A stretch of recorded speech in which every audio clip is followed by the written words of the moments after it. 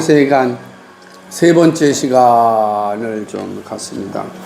이거는 이제 일반적으로 잘 가르치지는 않는 내용인데, 우리는 이 책을 가지고 하니까 이 책에서 잘 가르쳐 주는 대로 배웠으면 좋겠고, 저는 개인적으로 이 부분이 매우 중요하다 생각을 해서 기록하였고, 아마 세간 책 중에서 이 부분은 또 되게 중요한 영역입니다. 그래서 세간 리더라고 하는 책, 이게 그 한 챕터에도 이 2장과 3장이 실려 있는 걸 이제 볼 수가 있습니다. 한번 세간 리더 좀 빼주시겠어요? 세간 리더. 그 두꺼운 것. 네. 네.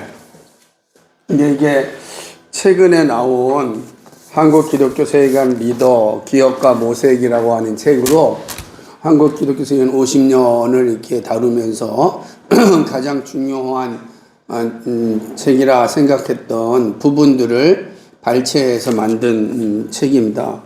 네, 이 책에 이제 오늘 우리가 보고 있는 이 기독교 세계가 상실된 세상에서 2장과 3장이 이제 수록되어 있습니다. 그러니까 그만큼 중요한 자료니까 한번 보도록 하겠습니다. 그러니까 한국 교회에 이 기독교 세계관, 성경적 세계관 운동이 소개된 건 오래되지 않았습니다. 특별히 1980년도 정치적인 현실과 밀접한 이 관계가 시작되었습니다. 그러니까 이 부분이 중요하다라고 하는 거예요. 그러니까 성경의 세계관 운동이 정치적인 어떤 밀접한 관계에 시작되었다라고 하는 거예요. 예를 들면 교회 성장도 아니었고, 그 다음에 우리나라에서는 서구에서는 다른데, 사실 서구도 마찬가지죠. 왜 그러냐면은 우리가 배웠던 칼빈주의 강연의 저자였던 아브라함 카이퍼가 사실은 그의 선생이었던 바른뉴스처럼 그 반혁명당을 만들었거든요. 그 반혁명당이라고 하는 건 뭐냐면 프랑스 혁명에 반대한다는 거기 때문에 그것도 정치적인 어떤 영역에서의 정당이었고, 그 정당의 강령, 정당 정책의 강령에 나중에 다음 주에 한번 그 정당 강령 책을 제가 보여드릴게요. 그 강령의 기초가 되어지는 것이 사실은 이 성경의 세계관이었기 때문에, 이런 식으로 생각해 본다면 넓은 의미에서도 정치적인 영역 속에서 시작됐다라고 볼 수는 있지만, 특별히 이제 우리나라 입장에서는 정치적인 혼란기에 세계관 운동이 시작되었다. 지금도 가장 정치적 혼란기잖아요. 그렇죠? 지금도 좌와 우, 극우와 극자들이 아주 그냥 대립되고 있는 상황 가운데, 과연 기독교는 어디 서야 되냐? 기독교는 극우주의자가 되어야 되는가? 그죠? 지난번에도 말씀드렸지만, 기독교인들은 선지자적 사명을 가져야 된단 말이에요. 근데 선지자적 사명을 가지려면은 어느 정당에 소속돼서는 안 되는 거죠. 이쪽 정당에 소속됐다 그러면 상대편 정당을 존중하지 않잖아. 아무리 잘해도 깎아내리고 못하면 더 깎아내리는 거니까. 그러니까 정당에 소속된 사람은 비정당이 하는 모든 거에 대해서 비판적이어져. 그 정당이지, 그죠? 만약 그렇지 않다면 잘한다 그러면 합치지 뭐하러 해? 이렇게 말이 나오니까, 마찬가지로 B 정당에 속하면 A 정당이 하는 모든 거에 대해서 다 비판적이겠죠. 그러면 A 정당이 잘못하는 거 있고 잘하는 거 있고, B 정당이 잘하는 거 잘못한 거 있을 거 아니에요? 그럼 도대체 잘하는 거 누가 칭찬하고 잘못하는 거 누가 비판해야 됩니까? 그 생각, 그지? 잘하는 거는 잘했다고 해야 되고 못하는 거 못했다고 해야 되는데 누가 해야 되죠? 정치인들은 못해요, 서로가. 이번에도 그렇죠. 항상 그러듯이 항상 이런 게 못한단 말이에요. 그러면 정당에 소속된 사람은 그 다음에 있는 다른 정당에서 말을 못하니까 되게 어려움죠. 그러니까 이 정치적 혼란기가 지금 우리가 있는 거예요. 교회가 그 일을 해야 되거든요. 교회만 옳은 건 옳다, 틀린 건 틀리다 말해야 되는데, 교회가 정당에 소속되면 어떻게 되겠어요? 똑같은 사람이 되는 거지. 그러니까 선지자는, 성경에 나타나는 선지자는 정당에 소속된 적이 없어요. 그래서 다 비판을 했습니다. 예를 들면 이렇게 된 겁니다. 우리가 본 아모스 같은 분은 남유다 사람으로 북이스라엘을 비판을 했어요. 유다 사람이니까 예를 들면 북이스라엘 비판할 수 있죠. 반면에 북이스라엘 아합과 이세벨을 비판했던 엘리야가 남유다의 요람 시대 때 아주 비판을 하거든요. 요람, 아하시아 이런 왕들 시대, 그죠? 그렇게 되면 다 각자 자기 지역에 있으니까 그렇겠지라고 하지만 그러나 선지자들 보게 되면 그러지 않거든요. 우리가 수없이 많은 선지자는 자기 나라, 이스라엘에 속한 사람은 이스라엘을 비판하고, 유다에 속한 사람은 유다의 선지자를 비판하고, 또 마찬가지로 서로를 크로스해서 비판하기도 하고. 이게 가능했었던 이유는 선지자는 한 나라에 속한 사람이 아니고 한 정당에 속한 사람이 아니다. 선지자는 하나님 나라의 시각으로 옳고 그름을 말하는 사람이다. 성경적 세계관이라는 게 그런 역할을 하는 거거든요. 잘하는 건 잘했고 못하는 건 못했다라는 거를 분별해 주는 역할이 성경적 세계관인데, 그 성경성이 언제 오염되느냐면 성경적 세계관인 사람들이 정당에 소속되면 오염이 되는 거예요. 그 세계관으로 상대방을 계속해서 비판하고, 그러니까 A 정당에 소속된 기독교 세계관을 가진 사람, B 정당에 소속된 기독교 세계관을 가진 사람 어떻게 되겠어요? 서로를 죽일 거죠, 그죠? 똑같은 칼을 가지고, 성경적 세계관이라는 칼을 가지고 서로 싸움하는 거예요. 그러면 교회의 기능은 어디에 있겠습니까? 선지자의 기능은 사라지게 되는 거죠. 그래서 이 시기도 마찬가지예요. 1980년대에 아주 어려운 시기에는 군사독재 시기니까 군사독재 시기에 이걸 어떻게 봐야 되느냐라고 하는 거예요. 그러니까 우리는 입헌민주주의라고 하는 헌법이 있어요. 그러면 헌법에 근거하여서 민주주의적 정책을 써야 되는 거예요.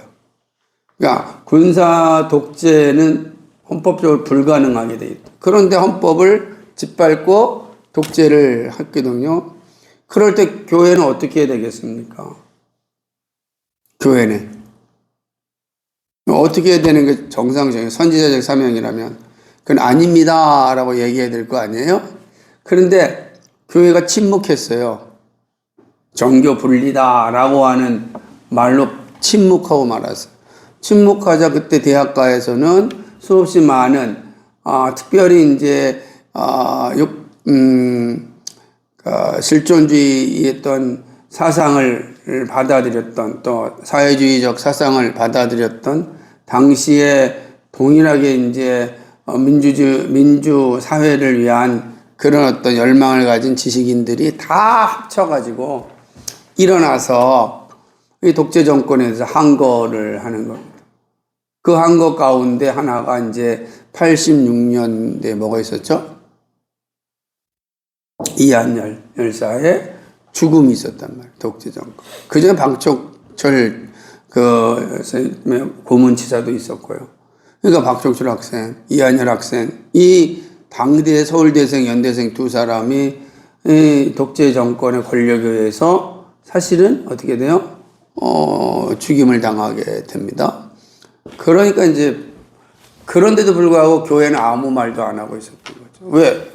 이 사회에 대해서 뭘 말해야 될 근거가 없어요. 왜요? 지난번 말씀드렸듯이 정교 분리라는 원칙 때문이죠. 그러니까 이러한 80년대 상황 속에서 기독교는 어떻게 해야 될까? 도대체 어떻게 되는가 할 때 깨어 있었던 많은 이제 앞서서 서구에서 바른 신앙을 받아들여왔던 분들이 세계관 운동을 시작하게 된 거죠.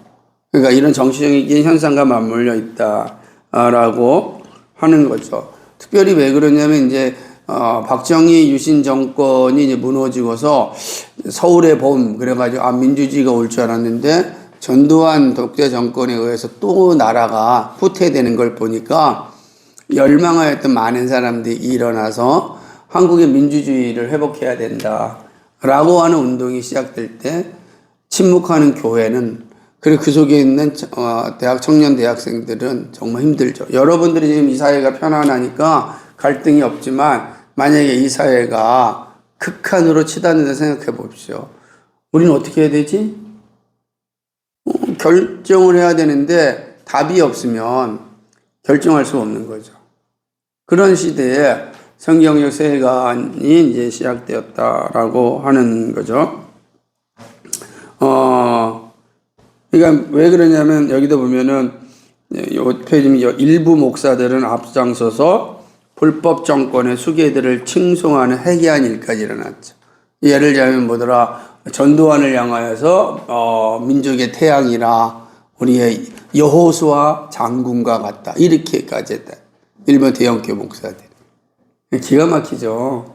뭐 이런 게 근데 세계관이 없으면 반복해서 이런 게 나와요. 그래가지고 무슨 이 정권이 바뀔 때마다 자기에게 입맛에 맞으면은 여호수아가 되고, 그죠? 고레스가 돼요. 그런데 자기의 입맛에 맡기지 않으면은, 히틀러가 되고, 이렇게 바뀌어지는 상황이 이제 한국 사회에 지금도 똑같아요. 근데 거기에 그리스도인들이 막 부안해동하고 흔들리고 있다라고 하는 것 아니겠어요? 근데 이제 이런 시대 1987년 체제는 한국 사회에 완전히 새로운 변화를 가지고 와요.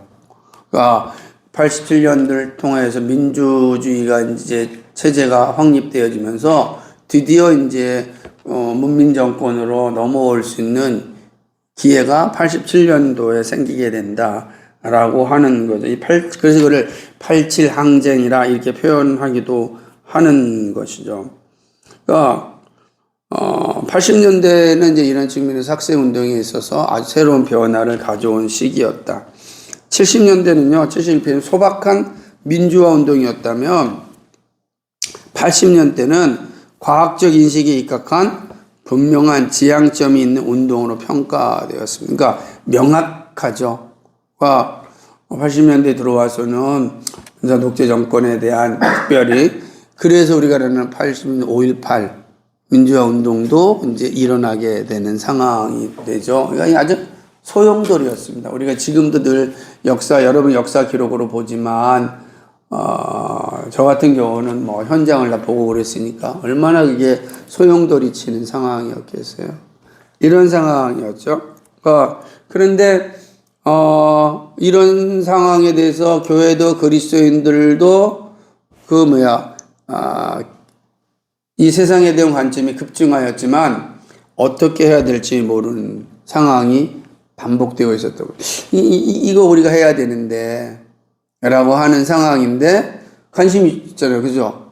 특별히 5.18 민주화 운동권 때는 광주에 있는 모든 교회가 참여해서 이 문제를 해결했거든요. 그러니까 되게 중요한 역할을 했었단 말이에요. 이러한 시기에 유물론적 세계관에 대항하는 성경적 세계관 운동이 일어났다. 아까도 했던 과학적 인식이라는 건 이제 여기 들어왔던 세계관이 민주화 운동을 했던 세계관들의 상당수가 실존주의고, 실존주의는 유물론적 세계관을 가지고 있단 말이야. 사회주의적 세계관을 가지고 사실은 새로운 세상을 만들어야 된다라고 하는 게 강력했어요.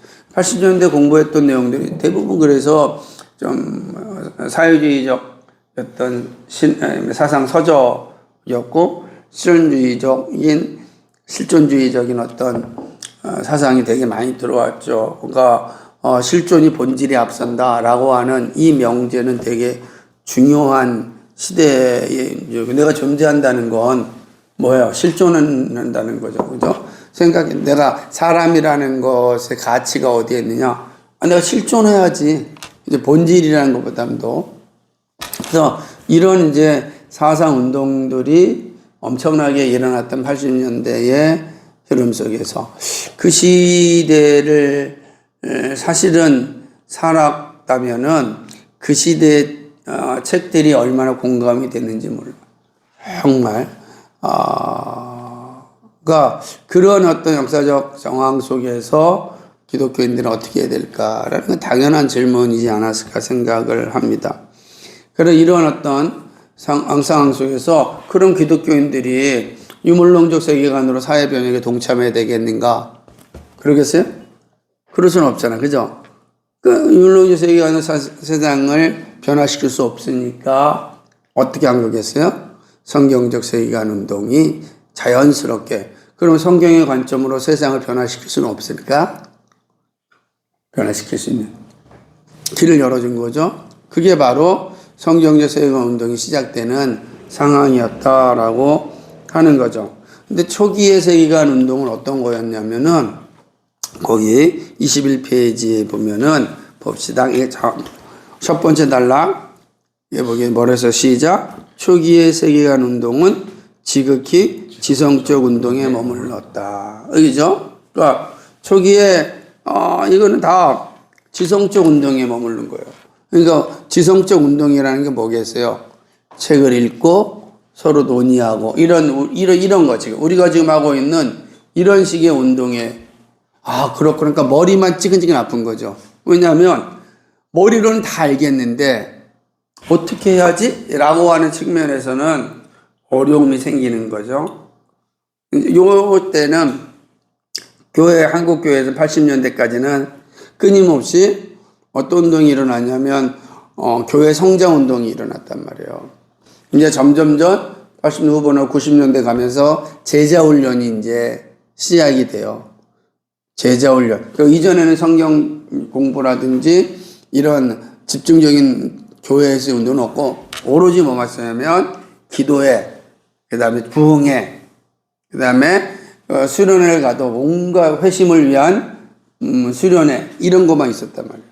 그러니까 청년 대학생들이 교회 안에서 느끼는 것과 교회 밖에서 보는 것과의 충돌이 계속 생기는 거예요. 교회 밖에서 일어나는 혼란스러운 상황 가운데 근데 교회만 오면 평안해. 근데 교회 문만 나가면은 전쟁터야. 어떻게 해야 될지 모르겠어.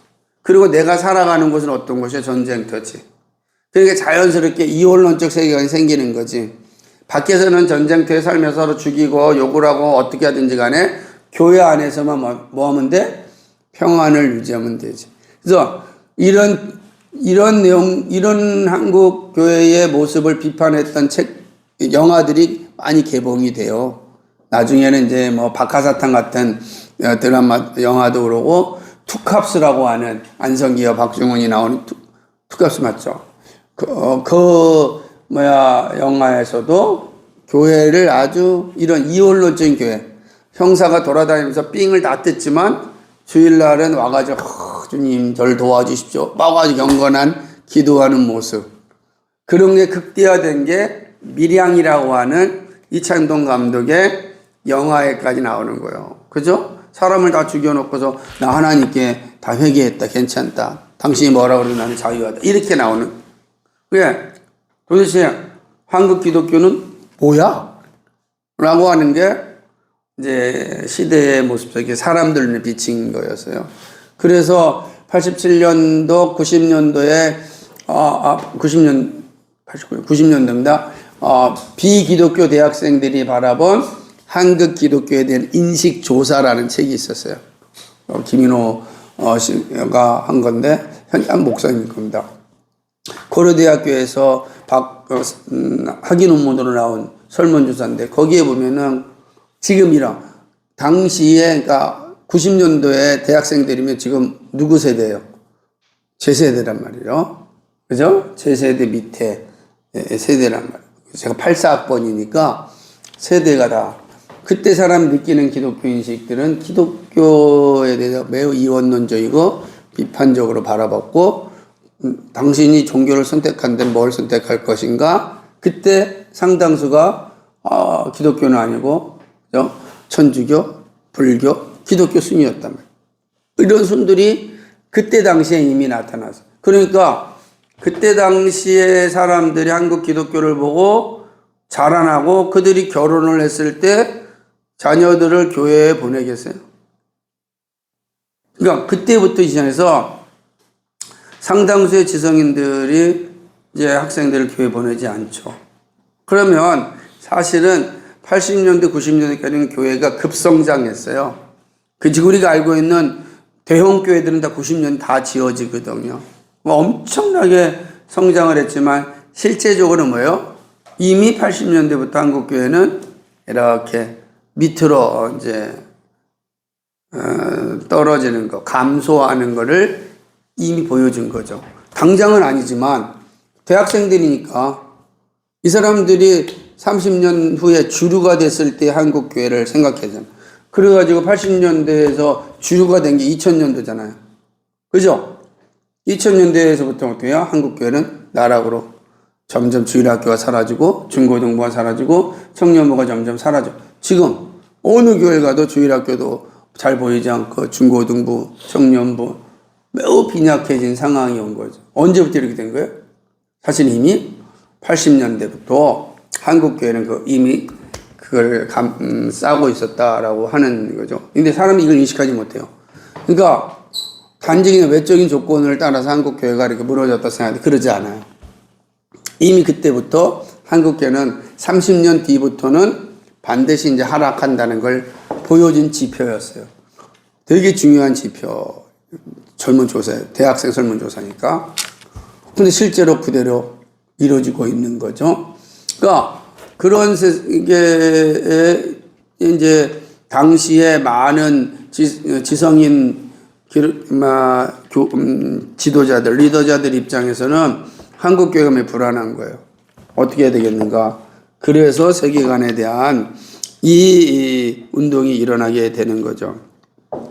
그러나 초기는 지성적 운동이었기 때문에 대학과 선교단체들이 중심이 있었습니다.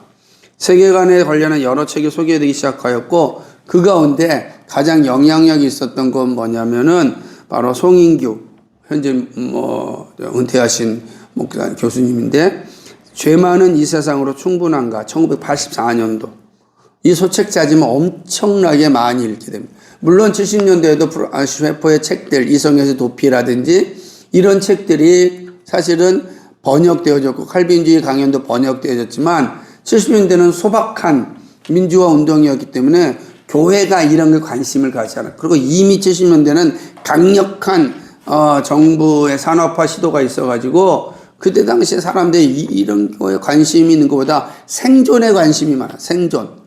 내가 지금 생존에 관심이 있다가 80년 후반 90년대에 들어오면서 생존해서 삶의 여유가 있으니까 세상이 보이는 거죠. 불의한 세상이 보이니까 그때부터 이제 고민하게 되었을 때 바로 성인규 목사님 작은 소책자 죄 많은 이 세상으로 충분한가라고 하는 책이 발전되었고 이 책에서 우리가 사는 세상은 다양한 세계관의 전쟁터이다 이거를 얘기를 해요. 그래서 동양적 세계관이 어떻고 기독교 세계관이 어떻고 사회주의 세계관이 어떻고 진화론적 세계관이 어떻고 이렇게 세계관에 대한 이해들을 잘 이제 하고 있는 걸 이제 보게 되는 거지. 그러니까 그런 상황들이 84년도에 시작되게 되고 이 시작은 점점점 확산이 됩니다. 그리고 그렇게 확산되어지면서 기독교 대학 동역 설립회, 지금은 이제 기독교 세계관 동역 설립회로 바뀌었는데, 그 다음에 복음주의 복청역, 기독교 학문 연구회, 기독청년학생협의회, 대동문화센터, 헨리 조지협회, IBF 학사회, 기독교 문화연구회, 코스타, 그리고 라브리 등 새로운 단체들이 생겨나면서 세계관 운동이 일어났습니다. 코스타는 해외 유학생 수련회인데 초기에 코스타는 성경적 세계관 운동을 심어주는 정말로 좋은 수련회였습니다. 그러나 30년이 지난 지금은 사실은 그런 걸 잘 보지 않고 간증, 상담, 이런 거에 찬양 간증, 이거에 집중되어져 있는 그래서 좀 세계관에 대한 것들이 아무것도 보이지 않는 그게 지금 코스타 같은 운동이기도 하죠. 많이 변해됐죠. 그 다음에 헨리 조지협회도 지금도 많이 연약해졌고, IBF 학사에도 IBF 가장 중요한 역할을 했지만, 지금 대학교에서의 IBF의 숫자는 정말로 많이 쪼그라들었고, 모두가 다 그렇게 되는 거죠. 그러니까,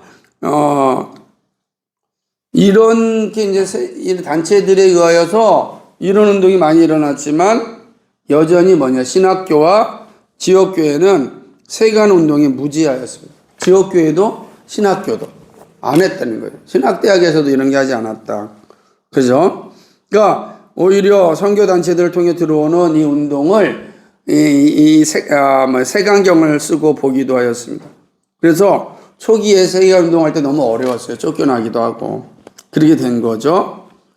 그러나 밖에서부터 이렇게 세계관 운동에 접했던 이 젊은 대학생들이 이제 교회로 들어오면서 교회도 변화를 주기 시작합니다. 당시에는 대학생보다도 실업계 학생이 더 많았어요. 예를 들면은 상고, 공고, 여기는 전기 학생, 중학교 졸업하면은 먼저 선정을 해요. 상고, 공고를 왜냐면 장학금도 주니까 먼저 갑니다. 그리고 그 전기에서 떨어진 사람이 후기인 인문계를 가는 거예요. 그러니까 당시에는 국가정책이 실업계를 통해서 산업화 국가를 만들어야 되니까 공고를 되게 중요시 여겼고, 공고나 상고를 가게 된 사람은 대학 들어갈 때 인센티브도 주고, 그렇으니까 공고 들어가는 거죠. 장학금도 주니까. 이런 사회 속에 있었기 때문에 대학에 들어가서 이런 사상적인 어떤 교육을 받는 건 적었던 시대인데, 대학에 들어갔던 세대들이 이제 교회 안으로 밀려들으면서 야, 우리 교회가 이러면 되겠느냐. 특별히 선교단체에 소속된 사람들이 뒤로 와서 교회에 오게 된 거죠. 그러니까 세계관 운동이 한국 교회의 새로운 운동으로 다가온 거는 역설적이에도 교회가 바른 방향으로 가지 못하기 때문에 그런 거예요. 만약에 교회가 바른 방향으로 갔다면 당연히 교회로부터 세계관 운동이 일어났겠죠. 근데 교회가 바른 방향으로 가지 못했어요. 이미 그 내용을 앞서서 세계관이 살펴봤잖아요. 그죠? 세계관이 살펴봤으니까 더 설명하지 않겠지만, 그러니까 바른 방향으로 갔다고 한다면 사실 교회로부터 그 중에 하나, 교회가 성경 공부만 제대로 했다면, 이런 거에 대해서 어지러워하거나 그러지 않았을 텐데, 그러지 못했죠. 그러니까 바른 복음의 균형을 상실한 교회, 맹목적 신앙, 교회 세속화는 사실은, 이 세계관 운동을, 세계관 운동이 교회를 개혁시키고 젊은 그리스도인들을 깨우는데 큰 역할을 감당하게 한 거죠. 이런 모습들이. 야, 이래서 우리가 진짜 예수 믿는 게 맞는가? 교회가 이런 역할을 해야 되는 게 맞는가? 라고 하는 생각이 있었고, 그것이 자연스럽게 세계관 운동을 하게 된 거죠. 자, 우리도 오늘도 마찬가지예요. 여러분이 사는 세상이, 지금 우리 시대는 극도의 자본주의화가 이루어져 있잖아요. 그죠? 다 이 자본주의의 피해자들이기도 하고. 과연 우리는 이런 시대 때 어떻게 살아야 될 것인가? 라고 하는 거죠. 더군다나 AI가 들어와서 우리의 모든 일자리를 다 상당수 뺏어가고 있는 이런 현실 속에서 하나님의 형상으로 가진 우리는 어떻게 살아야 될까? 이 고민이 되게 많죠. 그리고 좌우의 극단적 대립 가운데 우리는 어떻게 바른 시각을 가지고 이 세상을 살아가야 될까? 이런 고민들이 많은 시대. 그러니까 사실은 어쩌면 지금은 80년대는 정치적인 어떤 극도의 혼란기였다면 지금은 아주 더 넓은 혼란기에 우리가 처해 있다. 경제적이고 사회 문화적인 그 정치적인 게 다 합쳐서 이 아주 종합적 혼란기. 그러니까 여러분도 힘든 세대에 살고 있지 않는가 생각을 해봐요. 그렇기 때문에 더더욱 우리가 성경적 세계관이 매우 필요하다라고 하는 거죠. 자, 그렇다면 한국교회 새바람을 불어넣은 세계관 운동은 구체적으로 어떻게 시작되었을까? 그 역사를 한번 밟아 보겠습니다. 1분의 여기 마치고 이제 역사에 대한 이해를 살펴보겠습니다.